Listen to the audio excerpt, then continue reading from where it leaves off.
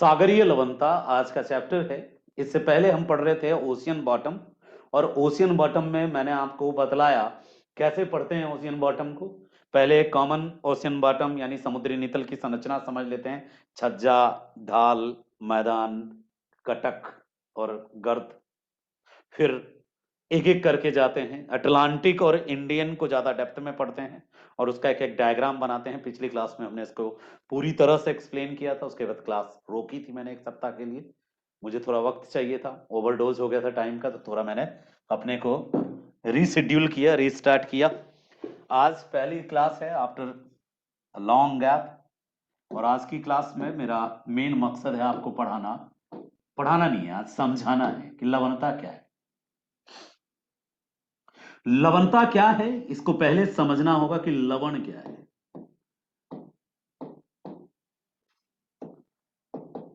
जिंदगी की एक सबसे महत्वपूर्ण आवश्यकता है सॉल्ट, जिसको आप कहते हैं नमक। नमक का ही एक शुद्ध नाम, साहित्यिक नाम है लवण। ठीक है, लवण यानी नमक यानी सॉल्ट। कैसे बनता है सॉल्ट? एसिड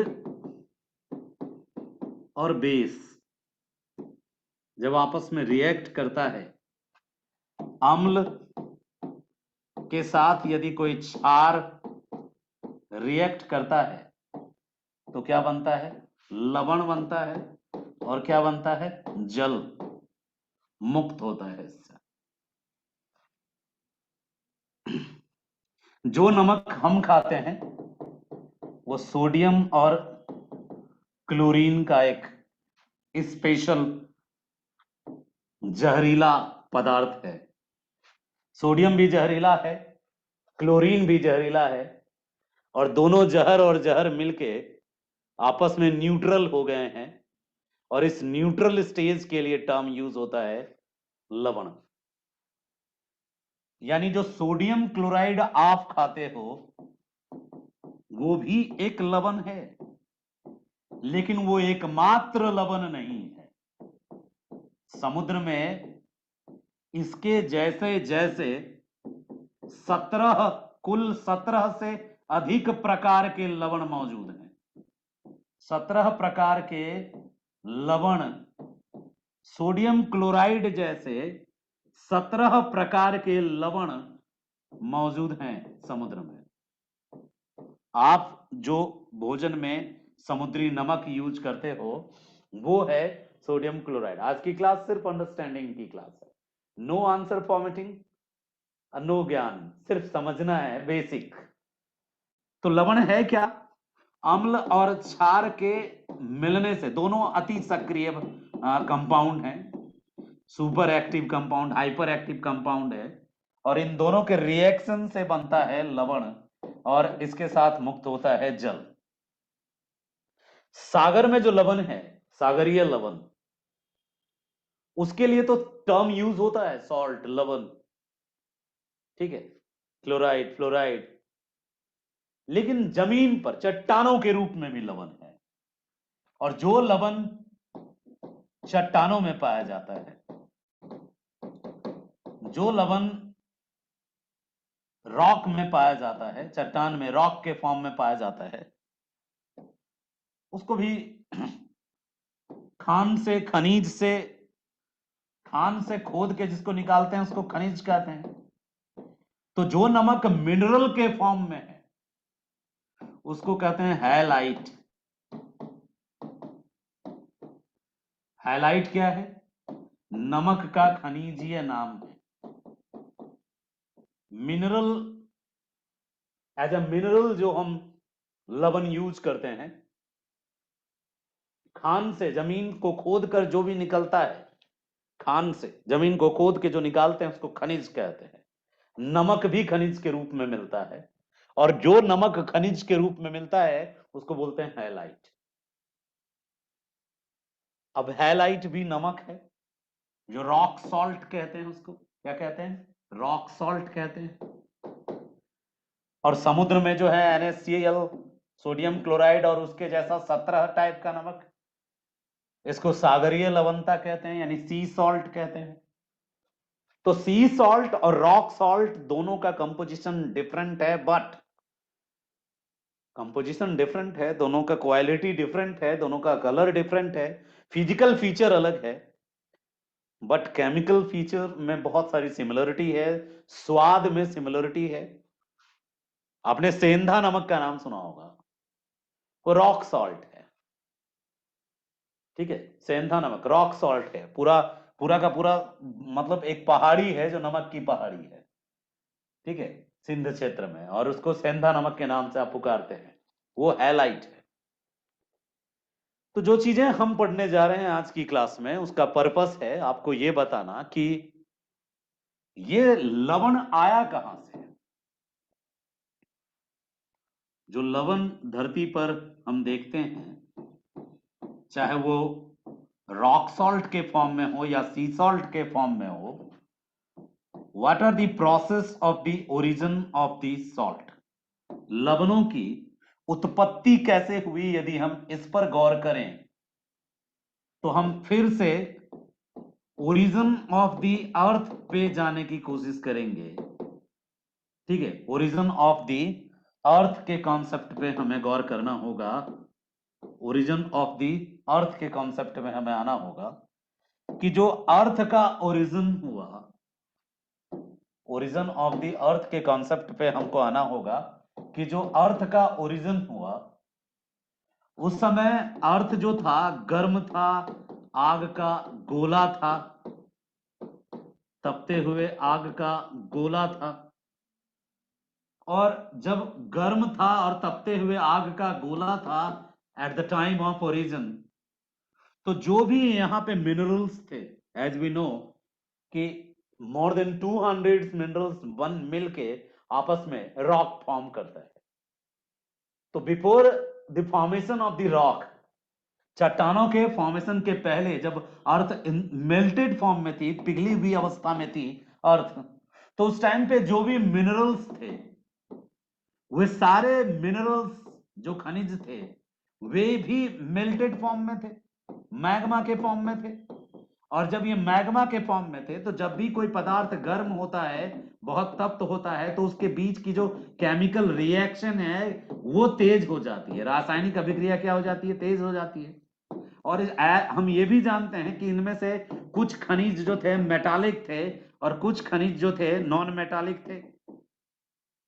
जो मेटालिक खनिज थे, ये जब मेल्ट हुए होंगे और अदर मेटल के साथ जब रिएक्शन किया होगा, तो मेटल जब रिएक्ट करता है एक दूसरे के साथ, तो या तो वो एसिड फॉर्म करता है या तो वो बेस फॉर्म करता है, क्योंकि मेटल के कारण ही एसिड, मेटल और नॉन मेटल जो मिनरल्स अवेलेबल थे, उनके कारण ही फॉर्मेशन शुरू हुआ। किसका फॉर्मेशन शुरू हुआ, तो एसिड का और बेस का। और फिर जब एसिड और बेस आपस में रिएक्ट किए होंगे, तब जनरेट हुआ सॉल्ट। यानी कि सॉल्ट जो जनरेट हुआ, ओरिजिन हुआ अर्थ में, due to origin of the acid and due to origin of the base. और ये एसिड और बेस का जो ओरिजिन था, ये मेटालिक जो मिनरल्स थे, मेटालिक मिनरल्स जो धात्विक खनिज थे, उन धात्विक खनिजों के आपस में रासायनिक अभिक्रियाओं के कारण इनका निर्माण हुआ। और इनके निर्माण के फलस्वरूप देखो, जैसे कोई भी एसिड ले लो, तो HCl, तो हाइड्रोजन हाइड्रोक्लोराइड, तो ये भी तो दो मिनरल्स के आपस में मिलने से बना है। तो मेटालिक और नॉन मेटालिक मिनरल्स जो थे, इन्हीं मिनरल्स का प्रोडक्ट है कौन, जैसे H2SO4।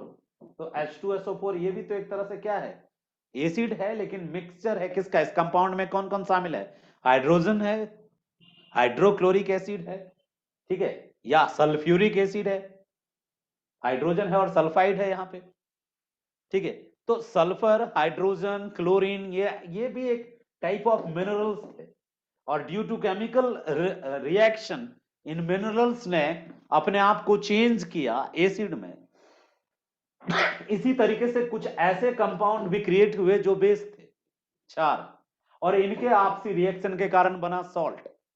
और जब ये सॉल्ट अर्थ के अपर लेयर पर जहां तहां अवस्थित था, और due to formation of the atmosphere, वायुमंडल के बनने के बाद वाटर साइकिल स्टार्ट होता है। और वाटर साइकिल जब स्टार्ट हुआ तो यही सॉल्ट, चूंकि सॉल्ट जो होता है घुलनशील होता है, जल में लवण जो है जल में घुलनशील होता है, तो वर्षा के कारण जो जल चक्र प्रारंभ हुआ, उस जल चक्र के माध्यम से ये सारा का सारा जो वाटर कंपाउंड है, वाटर के साथ मिक्स होकर डिसॉल्व होकर के ये सॉल्ट पार्टिकल्स उस जगह जमा होने लगा जिसको आप पोखर, तालाब, गड्ढा और उसका बड़ा रूप सागर और उसका बड़ा रूप महासागर कहते हैं।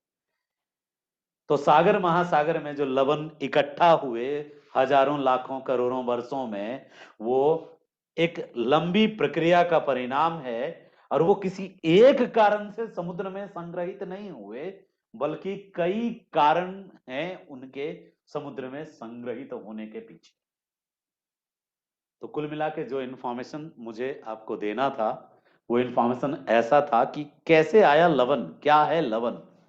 ठीक है, बेसिक इंफॉर्मेशन है और मेन पर्पस आपको बताना है कि है क्या लवण।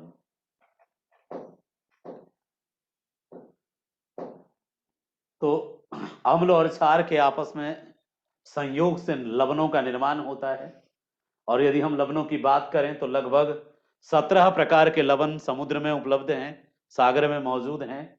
और यदि हम बात करें कि जो लवण चट्टान के रूप में हमें दिखते हैं, उन लवणों में और सागर में जो लवण है, इनमें क्या फर्क है, तो इस बात को समझना भी बहुत आसान है कि जो लवण चट्टानों में मौजूद हैं उसको हम हाईलाइट कहते हैं, उनका फिजिकल कैरेक्टरिस्टिक्स थोड़ा डिफरेंट है।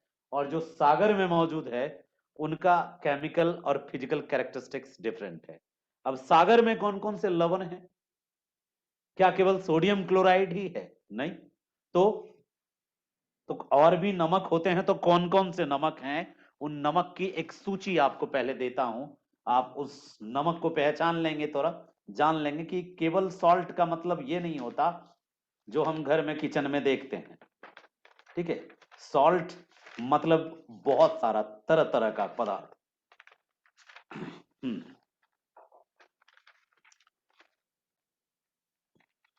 समुद्र में जो लवण की क्वांटिटी है वो भी सब जगह एक जैसी नहीं है। कहीं सागर में लवणता ज्यादा है और कहीं सागरीय लवणता कम है। सामान्य अर्थ में यदि ये देखें तो हम देखेंगे कि दोनों ध्रुवों पर लवणता क्या जो है बहुत कम है।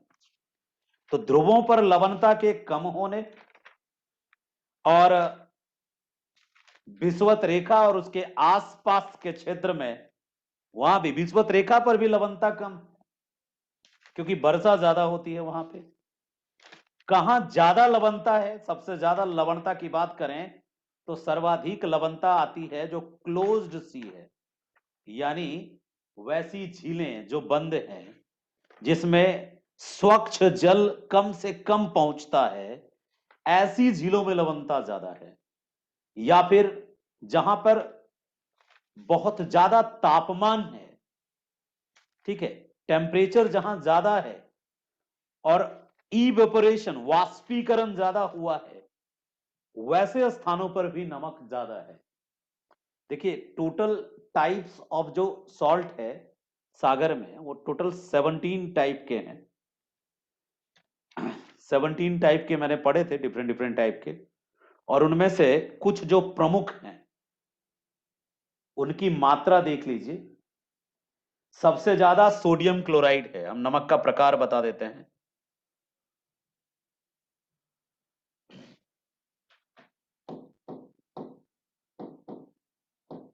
नमक की जगह लवण लिखिए।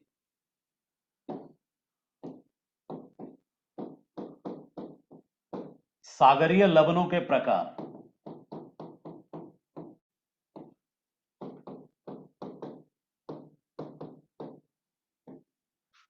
हम और आप जो लवण प्रयोग में लाते हैं, जिसको आप सोडियम क्लोराइड कहते हैं,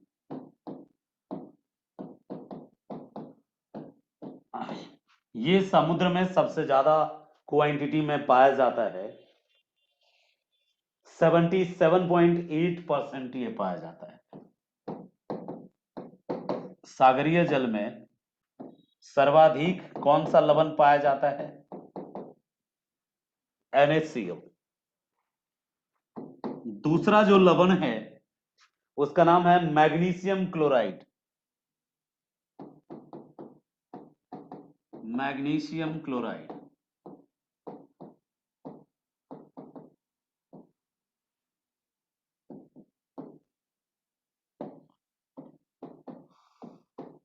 तीसरा नमक है, लवण है, वो है मैग्नीशियम सल्फेट।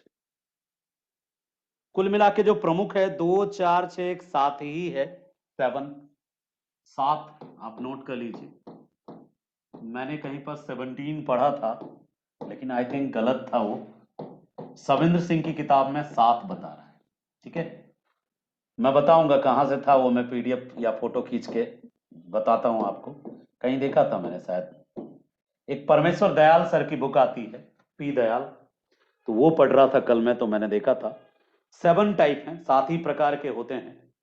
और सविंद्र सिंह लिखते हैं कि 7 प्रकार है, होता 27 प्रकार का। देख रहे हो, सविंद्र सिंह लिखते हैं कि डिटमार एक जोग्राफर है, डिटमार ने बताया है कि सागरों में 27 प्रकार के लवण होते हैं। वही तो मैं कहा, परमेश्वर दयाल लिखते हैं कि सागरों में 17 प्रकार के लवण होते हैं। डिटमार नाम के जोग्राफर लिखते हैं, सविंद्र सिंह डिटमार के माध्यम से लिखते हैं कि समुद्र में 27 प्रकार के लवण होते हैं।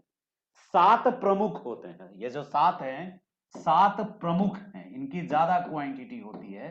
तो 7 प्रमुख लवण हैं, इनका क्वांटिटी सबसे ज्यादा सोडियम क्लोराइड होता है, दूसरे नंबर पर मैग्नीशियम क्लोराइड होता है, तीसरा है मैग्नीशियम सल्फेट।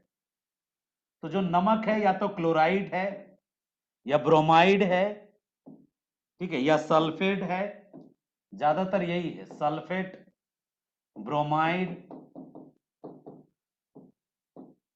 तो ब्रोमाइड, सल्फेट, क्लोराइड, यही नमक के मेनली टाइप हैं। कार्बोनेट, जो कैल्शियम कार्बोनेट है, वो भी एक नमक का ही टाइप है, वो भी सॉल्ट है, कार्बोनेट।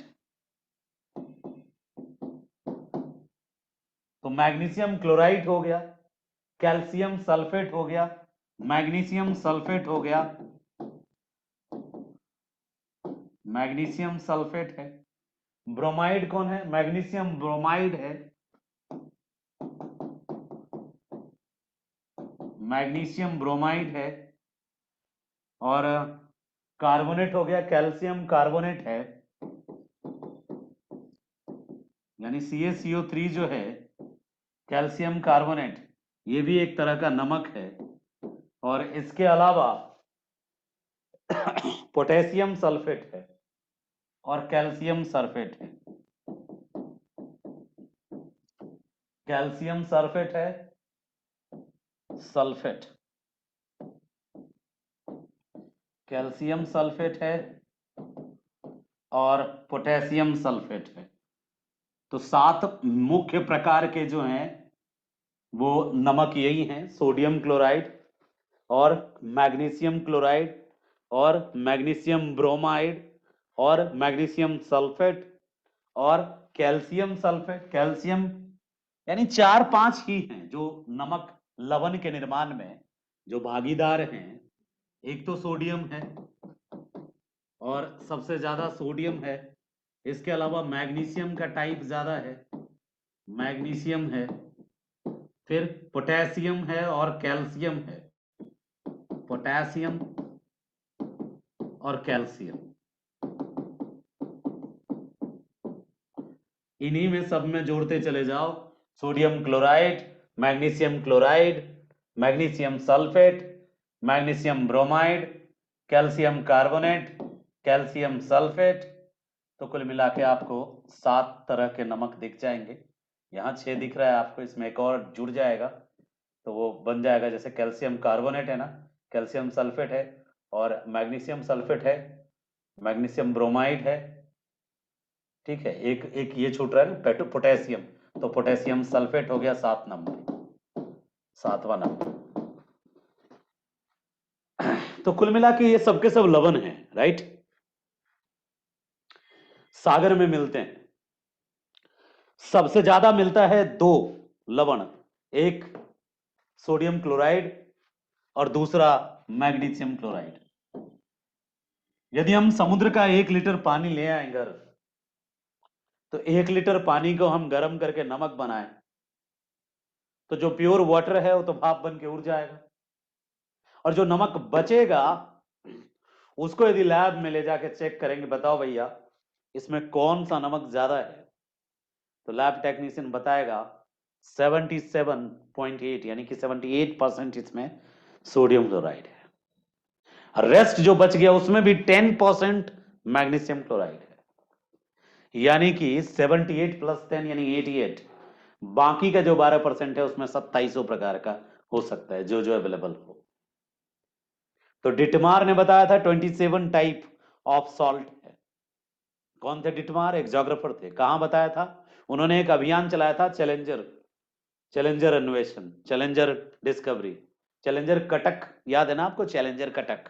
तो चैलेंजर कटक का के आसपास उनका एक प्रोजेक्ट था जिसमें उन्होंने सी वाटर को लैब में जाके मेजरमेंट किया था, उसका जांचा था, टेस्ट किया था। तो उसी के अकॉर्डिंग उन्होंने बताया था कि there are 27 types of the salt are available in the ocean और सी वाटर। 27 प्रकार के नमक बताए थे डिटमार ने। कुछ किताबों में 17 है, लेकिन हर एक किताब में एक चीज कॉमन है कि वो बताता है कि यही 7 मुख्य हैं, और इन 7 में से 2 सबसे ज्यादा मेन है, सोडियम क्लोराइड और मैग्नीशियम क्लोराइड। खाते हम यही है नमक, ये वाला, और ये जहर है, हानिकारक है। किडनी का जो प्रॉब्लम होता है ज्यादातर लोगों को, इसके अलावा जो बीपी का प्रॉब्लम आता है, ब्लड प्रेशर का, वो इसी के कारण आता है। बट हमारी मजबूरी है, क्योंकि हैलाइट का स्टॉक जो है वो लिमिटेड है। हैलाइट मतलब मिनरल सॉल्ट। मिनरल सॉल्ट अलग होता है, सी सॉल्ट अलग होता है। आप जो टाटा नमक खाते हो, शुद्ध नमक खाते हो, वो सी सॉल्ट है। गुजरात के तटों पर जो बनता है, बापू गांधी जो दांडी में बनाए थे, वो सी सॉल्ट था। और आपके किचन में जो है वो भी सी सॉल्ट है, समुद्री नमक है। और समुद्री नमक जो होता है वो हेल्दी नहीं होता है, इसलिए आपको सलाह दी जाती है कि आप क्या खाओ, तो आप सेंधा नमक खाओ। देखेंगे कि व्रत जो हिंदू व्रत है, हिंदू संस्कृति का, उसमें इसको बैन किया था कि मत खाइए नमक, नमक नहीं खाना है। रीजन क्या है? ओशियंस या सी के अंदर थाउजेंड टाइप ऑफ जो ऑर्गेनिजम्स हैं, जीव हैं, वनस्पति और समुद्री जीव, वो सब सॉल्ट के ही बने होते हैं, और उनके मरने के बाद उनका जो बॉडी डिकम्पोज होता है वो भी सॉल्ट में ही कन्वर्ट हो जाता है।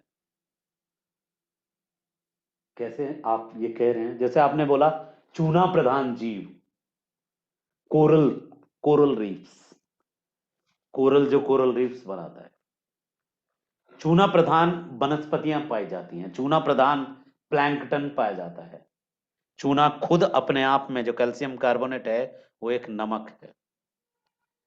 और जो भी चूना प्रधान जीव होता है उसमें कैल्शियम के दो दो सॉल्ट होते हैं, कैल्शियम सल्फेट होता है, कैल्शियम कार्बोनेट होता है। और जब आप सागर के जल, ये जब मरता है, डिकम्पोज होता है, तो सागर के जल में ही घुला रहता है। और सागर के जल में जो ये घुला रहता है, ये जब आप नमक निकालते हो, आपको क्या लगता है?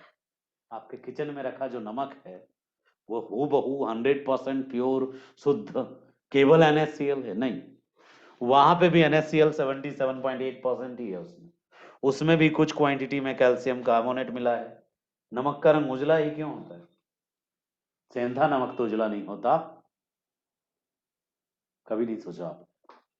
कैल्शियम कार्बोनेट भी मौजूद होता है उसमें, कैल्शियम सल्फेट। क्लोरीन का रंग तो हरा होता है, पता है आपको? क्लोरीन का कलर जो एक्चुअल कलर होता है ग्रीन होता है, और सोडियम का कलर भी जो है वो बिल्कुल व्हाइट नहीं होता है। फिर ये व्हाइटनिंग, आया नया उजाला वाली सफेदी, सफेद शुद्ध नमक नहीं समझते? तो ये जो सफेद शुद्ध नमक जो है, उसके पीछे रीजन है कि उसमें कैल्शियम भी है, कैल्शियम सल्फेट भी है कुछ क्वांटिटी में, कैल्शियम कार्बोनेट भी है और सोडियम क्लोराइड तो है ही है। तो समुद्री नमक जो जल में घुला है वो 100% प्योर नहीं है, बल्कि वो जो समुद्री जीवों का शरीर होता है वो भी नमकीन होता है। उसके डिकम्पोज होने से जो उसका डिकम्पोज मटेरियल सागर के जल में घुलता है और सागर में पेंदी में जमा होता है, वो भी सॉल्ट के फॉर्म में जमा होता है। तो ये तो था एक बेसिक डिस्कशन जो मैं आपसे आज बेसिक चर्चा करना चाह रहा था। इतने दिनों के बाद फिर से क्लास हुई तो मेरी इच्छा थी कि पहले प्रवचन हो क्लास में, उसके बाद ही क्लास स्टार्ट हो। लवण क्या है, कैसे बनता है, और सागरीय लवण क्या है, और सागरीय लवणों की उत्पत्ति कैसे होती है, कहां से आया सागर में लवण, ये एक इंपॉर्टेंट क्वेश्चन एग्जाम में आएगा। सामान्य रूप में सागरीय जल के भार एवं उसमें घुले हुए पदार्थ के भार के अनुपात को सागरीय लवणता कहते हैं। फिर से सुनना, सामान्य रूप में सागरीय जल का भार और उसमें घुले हुए पदार्थों के भार के अनुपात को सागरीय लवणता कहते हैं। दूसरे परिभाषा के अनुसार सविंद्र सिंह लिखते हैं 1 किलोग्राम सागरीय जल में जो भी घुला हुआ ठोस पदार्थ है, फिर से सुनना, 1 किलोग्राम समुद्री जल में जो भी घुला हुआ ठोस पदार्थ है उसकी कुल मात्रा को लवणता कहते हैं, सैलिनिटी कहते हैं। यानी salinity means the mixed dissolved contents dissolved contents materials in the oceanic water, sea water। जो कुछ भी उसमें डिजॉल्व्ड है, जो कुछ भी उसमें घुला है, वही लवणता है। लवणता को प्रतिशत में नहीं बल्कि प्रति हजार में दर्शाते हैं। लवणता को प्रति हजार में दर्शाया जाता है। क्यों भाई, लवणता को प्रति हजार में क्यों दर्शाते हैं? क्योंकि लवणता का डेफिनेशन ही यही है। सामान्यतः प्रतिशत होता है ना, इसको प्रतिशत कहते हैं। प्रतिशत माने परसेंट, 100 में कितना, इसको पर थाउजेंड कहते हैं, इसको पर थाउजेंड कहते हैं। क्यों? क्योंकि 1000 ग्राम जो वाटर है, सी वाटर, उस 1000 ग्राम सी वाटर में जो भी ठोस पदार्थ, सॉलिड मटेरियल घुला हुआ होता है, सामान्यतः 35 या 36 या 37 या 38 तक होता है। कहीं कहीं ये 41 42 तक है और भी ज्यादा है। तो 1000 ग्राम समुद्र के जल में जो ठोस पदार्थ घुले हुए होते हैं उनकी जो मात्रा होती है उसी को सागरीय लवणता कहते हैं। सामान्यतः जो औसत है, जो एवरेज है, average salinity of the ocean is equal to 35 per 1000। 35 per 1000 ये एवरेज है, एवरेज। यानी 1 लीटर समुद्र के पानी को इवेपोरेट करेंगे हम तो हमारे पास औसतन 35 ग्राम नमक निकलेगा। 1 लीटर समुद्र के पानी को भाप बना देंगे हम तो 35 ग्राम औसतन नमक निकलेगा। और इसी 35 प्रति 1000 ग्राम जो है, ठीक है, प्रतिशत नहीं, इसको प्रति 1000 में मापते हैं। यानी सागरीय लवणता को पर 1000 में मेजर करते हैं और इसका जो डिजाइन होता है ये ऐसे होता है, ठीक है, पर 1000 में मेजर करते हैं। तो लवणता क्या है, कैसे मेजर करते हैं, सागर में कितने तरह की लवण पाए जाते हैं, ठीक है। कुछ ज्योग्राफर ऐसे हैं जिन्होंने अनुमान लगाया है लवणता के बारे में। कुछ अनुमान है, जैसे एक जॉली नाम का एक ज्योग्राफर है, जॉली, ये सब ओशनोग्राफर हैं, जॉली, डाना, मर्रे, ये सब ओशनोग्राफर हैं, समुद्र वैज्ञानिक। जैसे बेगनर, वो क्या थे, बेगनर हो गया, हैरी हैस, अल्फ्रेड बेगनर, वो जियोमॉर्फोलॉजिस्ट थे। उसी तरीके से, ठीक है, डेली, डेली भी नाम है, जॉली, डेली, डाना, मर्रे, ये सब के सब, जो डार्विन भी, सब समुद्र वैज्ञानिक हैं। तो जो समुद्र वैज्ञानिक हैं उनकी माने, यदि हम जॉली की माने, तो जॉली का कहना है कि लगभग 50 अरब टन नमक है समुद्र में। मर्रे कहते नहीं नहीं 5 अरब टन होगा। क्लार्क कहते नहीं नहीं, हमको तो लगता है कि 2.7 अरब टन होगा। जॉली एक कदम आगे जाता है, ठीक है। जॉली कहते हैं कि यदि समस्त सागरीय लवण को निकाल कर ग्लोब पर फैला दिया जाए तो जमीन से 150 फीट ऊंचा एक परत बन जाएगा, पूरे ग्लोब को ढक देगा, इतना नमक है समुद्र में। जॉली का बड़ा जॉली मूड में ये बेहतरीन कमेंट है कि if we talk about the salinity of the ocean or the quantity of the salt in the ocean, then we can say कि यदि हम सारे सॉल्ट को ओशियन से सेपरेट कर लेंगे, निकाल लेंगे, तो धरती के ऊपर 150 फीट मोटा कवर फैल जाएगा, यदि ग्लोब पर चारों तरफ इतना मोटा परत बन जाएगा 150 फीट। हम तो 3.5 फीट भी नहीं है, 3.5 फीट होंगे, थोड़ा सा लंबाई है, 5 फीट है हम, सॉरी 5 फीट 7 इंच, ज्यादा बौना नहीं है हम, ठीक ठाक है, हम 5 फीट 7 इंच हैं। तो 150 फीट मोटा परत बन जाए पूरी धरती के सतह पर, इतना नमक समुद्र में है। हम नहीं कर रहे हैं। जॉली जॉली मूड में एक जोग्राफर हैं जो जॉली, नाम ही उनका जॉली, एक का नाम है डाना, एक का नाम है मर्रे। तो जॉली ने बोला 50 अरब टन नमक है और सुखा दें समुद्र के पानी को तो धरती पर 150 फीट मोटा परत बन जाए, इतना नमक है।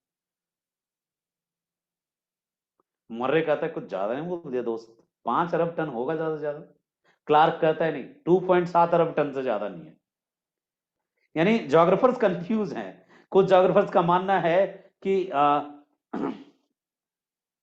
ज्यादा नमक है, जैसे ये जॉली मानते हैं कि नमक जो है ज्यादा है, 50 अरब टन है लगभग, जबकि मर्रे क्लार्क का कहना है 2.7 अरब टन है। और इन सब से अलग है एक डिटमार, डिटमार का कहना है कि नहीं नहीं उतना ज्यादा नमक नहीं है, लगभग 1 अरब टन होगा। सब अनुमान है, इन अनुमान को आप अपने आंसर में भी लिख सकते हैं कि कितनी मात्रा नमक की, लवण की है मौजूद समुद्र में। ये डेफिनेटली एक्सप्लेन करना डिफिकल्ट है, क्योंकि एक जगह पर लवण की मात्रा सालों भर एक समान नहीं रहती। सैलिनिटी ऑफ ओशियन जो है ये चेंजेबल है, बदलता रहता है। और कौन कौन से वो फैक्टर हैं जो सैलिनिटी ऑफ द ओशियंस को अफेक्ट करता है, प्रभावित करता है, चेंज करता है। तो कल की क्लास में हम उन सारे फैक्टर्स को भी पढ़ेंगे और डिस्ट्रीब्यूशन को भी पढ़ेंगे कि कहां पर कितना है, ठीक है। एक बच्चे का कुछ कमेंट आया है।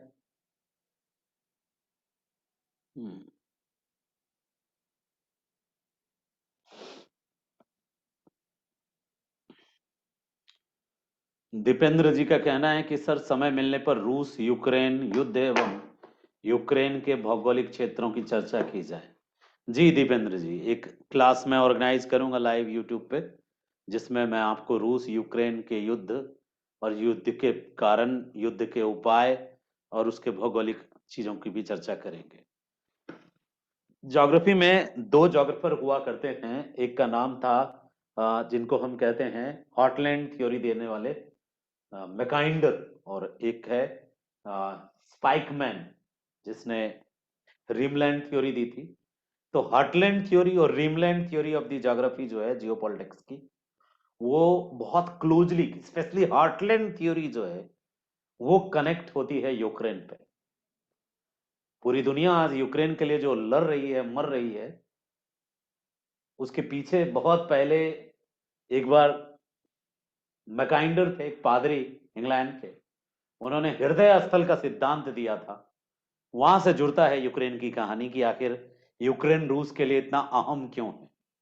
जन साधारण यही समझता है कि रसिया, सामान्य कारण यही है जो दृष्टिगत होता है, हम इस पर विस्तार से चर्चा करेंगे कि रसिया को सिक्योरिटी थ्रेट लगा नाटो में शामिल होने से यूक्रेन के, इसीलिए सिक्योरिटी थ्रेट रीजन से रसिया ने अटैक कर दिया। बट बिहाइंड दी सीन जो है, कई सारे फैक्टर हैं, आपको कई डायमेंशन से बताऊंगा कि ये तो होना ही था या ये करवाया गया, और ये क्यों हुआ, और इससे बेनिफिट किसको है और क्यों है, और भारत के सामने सांप चचुंदर वाली स्थिति क्यों है, फायदा क्या है भारत को और लाभ क्या है भारत को, वही नुकसान क्या है, हम अलग से बात करेंगे आपसे।